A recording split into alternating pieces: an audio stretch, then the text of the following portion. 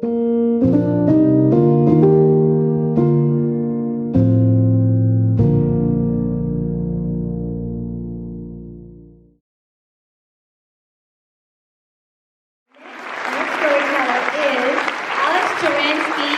of Penobscot.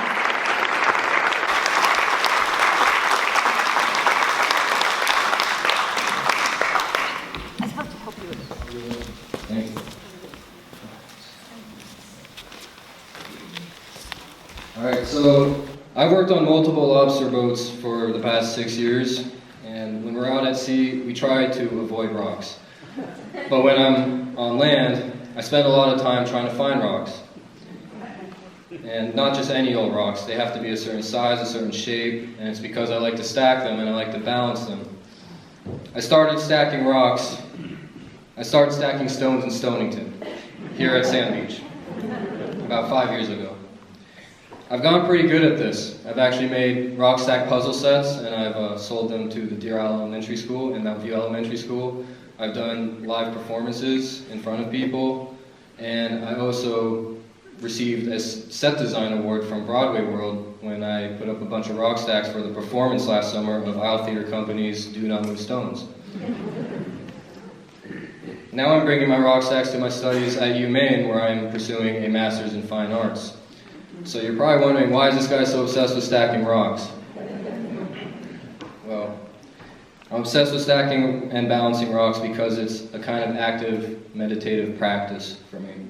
It brings me to a mindset of being present in the moment, and it grounds me through interacting with nature. And that grounding is something that I really need in my life. So the theme tonight is secrets, and so what is my secret? Well, there's something that I don't tell the kids that use my rock stack puzzle sets, or the people who ask me questions at my shows, or the people that critique my projects at school. I just go and say that it's a meditative and artistic practice. But the truth is that I started stacking rocks when I was going down a hefty hill of drug use. When I started lobstering, I made a lot more money than I have at any other job that I've ever had, and I had a lot of fun with it. And I became careless, and I got a DUI, and I lost my license for a year, and then I moved to Stonington so I can continue lobstering, and I was still young and reckless, and I ended up going to the bars to socialize and doing a lot more heavier drugs, and doing that to socialize and be creative, and it got to the point where I was doing 5, 6, 7 drugs in one day, every other day, for a while, and it was becoming a pretty big issue in my life. It's no secret that there's a substance abuse epidemic in the community. Of course, that's the case in many areas, but it's no secret that that's happening here. It's easy to get drugs when the people who sell drugs know that you work on a boat. However, most people in the fishing industry have a don't ask, don't tell kind of attitude towards it, and very rarely ask for help or even consider or admit that they have a problem because it's so common. It's easy to fall in the trap of substance use and abuse. Another thing that fueled my drug use is my curiosity and exploring music and making music. And I would take a lot of drugs and make a song on my computer, and then I'd wait a few days and then do different drugs and listen to that song. And it was a way to kind of, juggle and explore my curiosity. So, yeah. However, this turned into somewhat of a dependency, and drug abuse can sneak up on you very fast, and that was what was happening to me. So when I first started stacking rocks, it was a way to help ease the discomfort of the come downs I was feeling. So I guess you could say I started stacking stones stoned in Stonington. Yeah. I discovered that I could focus on trying to balance the rocks instead of focusing on how low I felt or wanting to use again. And the harder the stack, the more focus it required, and the more it was actually helping me as a meditative practice. It helped rid my mind of distractions and distracting thoughts and wanting to use, and it became a form of therapy.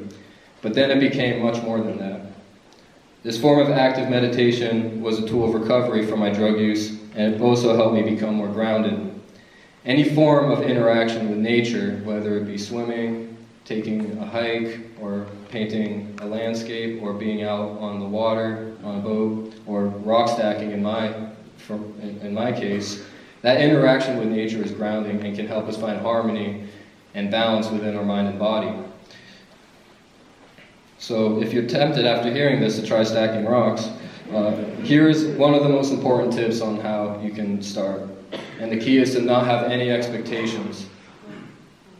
Try balancing rocks without the goal to make something impressive, but instead simply enjoy the practice of feeling what balance feels like, what constant gravity is.